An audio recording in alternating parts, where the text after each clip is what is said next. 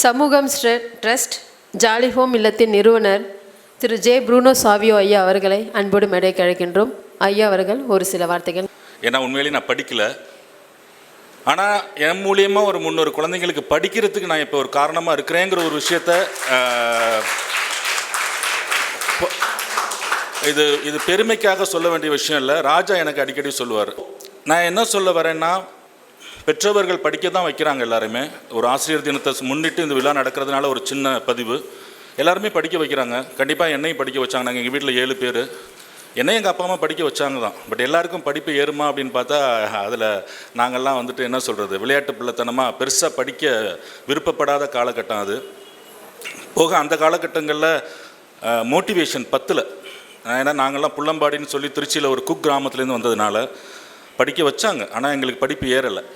ஆனால் அதனுடைய தாக்கம் வந்து பின்னாடி ரொம்ப கஷ்டப்பட்டோம். +2 எல்லாம் முடிச்சுட்டு வெளியில் போய் காலேஜுக்கெல்லாம் போகல. நான் +2 கூட படித்து முடிக்கலை. ஆனால் அந்த வெளியே வரும்போது பார்த்திங்கன்னா ஒரு வேலை கிடைக்காம அலைஞ்சிட்டு இருக்கும்போது நான் சொன்னேன்ல, நீ படிச்சியா, உன்னை நான் படிக்க அனுப்புனேன்ல, நீ படிச்சியான்னு கேட்கும் போதெல்லாம் அப்போ பெருசாக தோணலை. வந்துட்டோம், எப்படியோ படிச்சுங்கிறேன். திருப்பி படிச்சுன்னு தான் வருது பாருங்கள். ஏதோ வேலை செஞ்சு நான் முதல்ல வேலை செய்தது வந்து ஒரு எச்சி இலை பொறுக்கக்கூடிய ஒரு ஹோட்டலில் ஒரு எச்சி இலை பொறுக்கி போட்டு தான் என்னுடைய வாழ்க்கை பணி ஆரம்பிச்சது. திருநெல்வேலியில் ஒரு ஹோட்டலில். அதுக்கப்புறம் சாண எரிவாயு அடுப்பு அப்படின்னு சொல்லிட்டு அந்த பயோகேஸ் பிளான்ட்டில் வந்து ஒர்க் பண்ணிகிட்டு இருந்தோம். ஸோ படிப்பு இல்லைங்கிறதுனால அப்போ நான் பார்த்தது, அந்த வேலை செய்யும்போது எச்சி இலை பொறுக்கும்போது தான் உணர்ந்தேன், அடாடா படிச்சிருக்கலாமே, ஏதோ ஒரு வகையில் படிச்சிருந்தோம்னா இன்றைக்கி வந்து நல்லா சின்ன வயசில் போலீஸ்லாம் ஆகணும்னு ஆசைப்பட்டேன். படிச்சிருக்கலாமேன்னு வந்து அந்த ஆதங்கத்திலேயே நான் வந்து வாழ்க்கையை ஓடிட்டுருந்தோம். ஆனால் எனக்கு வந்து எந்த வேலையும் கிடைக்கல. எனக்குள்ளே இருந்த ஒரே ஒரு திறமை என்னோடய குரல் வளம். என் குரல் வந்து நல்லா இருக்குதுன்னு நான் ஒரு விளம்பர நிறுவனத்தில் போய் ஒர்க் பண்ணும்போது தான் உன் குரல் நல்லா தான் இருக்குது பேசப்பா அப்படின்னு சொல்லி என்னை மோட்டிவேட் பண்ணும்போது தான் அந்த வச்சு தான் என்னோடய வாழ்க்கை வந்து மாறுச்சு. அப்போ நமக்குள்ளே இருக்கக்கூடிய ஒரு சின்ன திறமையை வச்சுக்கிட்டு நம்ம வந்துட்டோம். எல்லாருமே அப்படி வருவாங்களான்னு சொல்ல முடியாது. ஸோ கல்வி மட்டும்தான் அதை முடியும், அதை ஊக்கப்படுத்த முடியும். அந்த கல்வி ஒன்று தான் அவங்களுடைய வாழ்க்கையை மேம்படுத்தும்.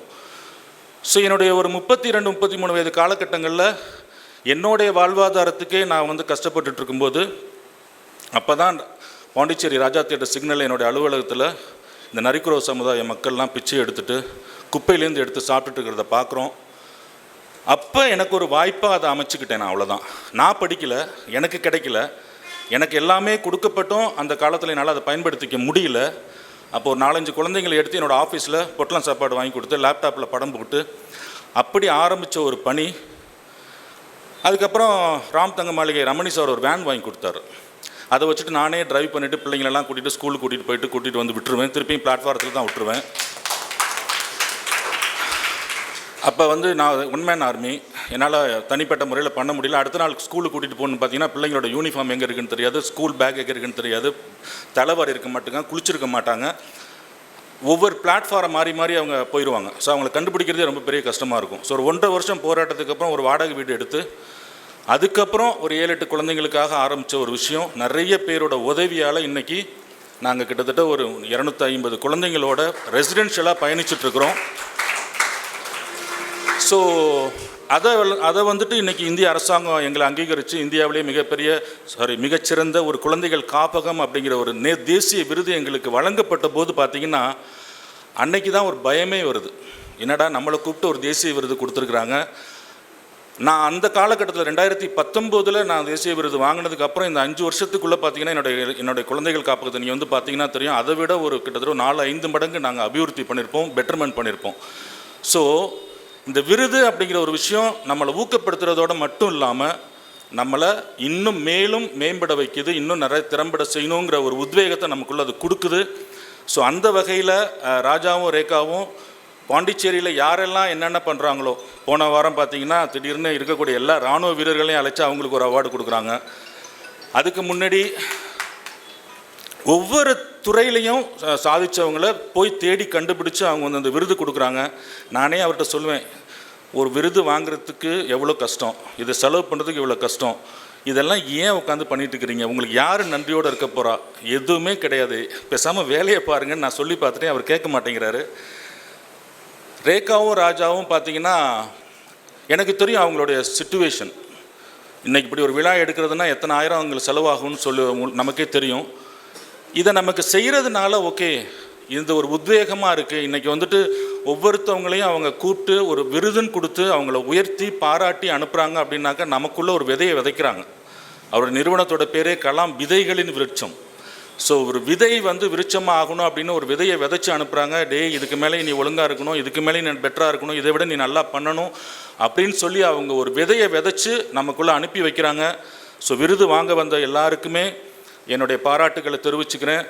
ஏன்னா ஒவ்வொரு விருதும் ஒவ்வொரு பாராட்டும் நம்மளை மேம்பட வைக்கும், நம்மளை இன்னும் உற்சாகப்படுத்தும், நம்மளை இன்னும் திறம்பட நம்ம நல்லா செய்யணுங்கிற ஒரு பெரிய உத்வேகத்தை நமக்குள்ளே கொடுக்கும். அப்படிங்கிற ஒரு விஷயத்தை நான் இதை பதிவு பண்ணிக்கிறேன். ஃபைனலாக தொண்டு நிறுவனங்கள், இன்றைக்கி ஆசிரியர் பெருமக்கள் எல்லாமே விருது வாங்க வந்திருக்கிறாங்க.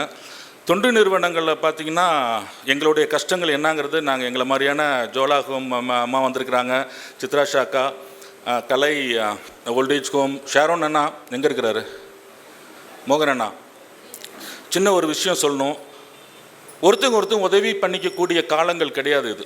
இன்றைக்கி இந்த ஸ்கூல் நல்லா இருந்தால் அடுத்த ஸ்கூல் பெட்டராக இருக்கணும், என் ஸ்கூலில் இன்றைக்கி 100% மார்க் வந்தால் அடுத்த ஸ்கூல் 100% பசங்களை மார்க் வாங்க வைக்கணும்னு போராடிட்டு இருக்கிற இந்த காலத்தில் தொண்டு நிறுவனங்களோட நிலைமை அப்படி தான். இன்றைக்கி 10 லட்ச ரூபாய்க்கு ப்ராஜெக்ட் பண்ணோமா, அடுத்தது 1 கோடி ரூபாய்க்கு ப்ராஜெக்ட் பண்ணணும், அடுத்து 2 கோடி ரூபாய்க்கு ப்ராஜெக்ட் பண்ணணும்னு ஓடிட்டு இருக்கக்கூடிய ஒரு காலகட்டம் அது. ஸோ ஒரு தொண்டு நிறுவனங்களுக்குள்ளே பார்த்தீங்கன்னா ஒருத்தவங்க தொடர்பே இருக்காது, சொல்லிக்க மாட்டாங்க, எனக்கு கிடைக்கக்கூடிய ஒரு விஷயத்த மற்றவங்களுக்கு சொல்ல மாட்டாங்க. ஏன்னா சொல்லக்கூடாதுங்கிறது கிடையாது, எங்கே நமக்கு கிடைக்கிறதுல கிடைக்காம போயிருமோங்கிற ஒரு ஆதங்கம் தான்.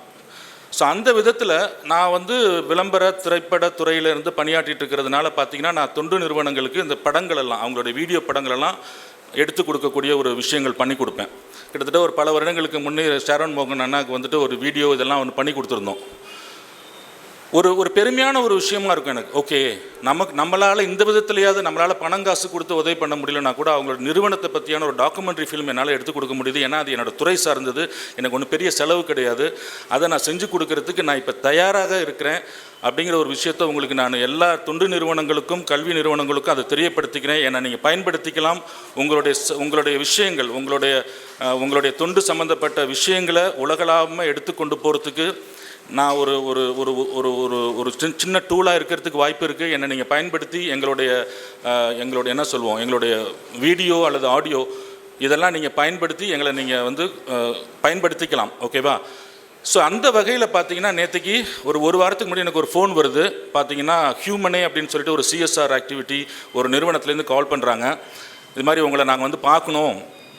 ஏன்னா CSR ஃபண்ட்ஸு அப்படின்னா உங்களுக்கு என்னென்னு தெரியும், கார்ப்பரேட் சோஷியல் ரெஸ்பான்சிபிலிட்டி, பல நிறுவனங்கள் எல்லாம் தொண்டு நிறுவனங்களுக்கு உதவி பண்ணக்கூடிய ஒரு விஷயம்.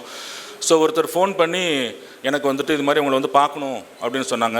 இந்த மாதிரி ஒருத்தர் உங்களை ரெஃபர் பண்ணாங்க. அப்படின்னா யாருன்னு கேட்டப்போ இது மாதிரி மோகன் அண்ணா அப்படின்னு சொல்லி சொன்னாங்க. ஸோ மோகன் அண்ணா ரொம்ப நன்றி. இந்த மாதிரி நானும் அதே மாதிரி எனக்கும் இருக்கக்கூடிய அந்த உணர்வு தான். நமக்கு ஏதாவது ஒன்று தெரிஞ்சிச்சுன்னா உடனே எல்லாருக்குமே போஸ்ட் போட்டிருப்பேன், இங்கே ஒரு விஷயம் நடக்குது, இங்கே ஒரு இப்படி ஒருத்தவங்க வராங்கன்ட்டு நான் எல்லாருக்குமே தெரியப்படுத்துகிற என்னுடைய அந்த ஒரு விஷயம் மோகன் அண்ணாவும் செய்கிறாரு அப்படின்னு பார்க்கும்போது இந்த ஒரு மனநிலை, நமக்கு கிடைக்கக்கூடிய இந்த ஒரு விஷயங்கள் நமக்கு கிடைக்கலனா கூட இன்னொருத்தவங்களுக்கு கிடைக்க வாய்ப்பு இருக்குன்னு சொல்லி ஷேர் பண்ணக்கூடிய அந்த மனநிலையை தொண்டு நிறுவனங்கள் உருவாக்கிக்கணும் அப்படிங்கிற ஒரு சின்ன வேண்டுதலோடு இந்த விருது வாங்க வந்த எல்லாரையுமே பாராட்டி, ஒரு முறை எங்களுடைய குழந்தைகள் காப்பகத்துக்கு வாங்க. எதனால் இந்த குழந்தைகள் காப்பகம் வந்து ஒரு தேசிய விருது வாங்குகிற அளவுக்கான ஒரு அங்கீகாரம் பெற்று இன்றைக்கி போயிட்டுருக்குறோம் அப்படிங்கிறத நீங்கள் கண்கூடாக பார்க்கலாம். உங்களால் முடிந்த உதவிகளை நீங்கள் செய்யலாம், எங்களால் முடிந்த உதவிகளை நாங்கள் உங்களுக்கு செய்கிறோம். ஸோ அப்படிங்கிற ஒரு விஷயத்தை நாங்கள் பதிவு பண்ணிக்கிறேன். ராஜா, ரேகா, உங்களுக்கு வந்து என்னுடைய நன்றி. Thank you so much.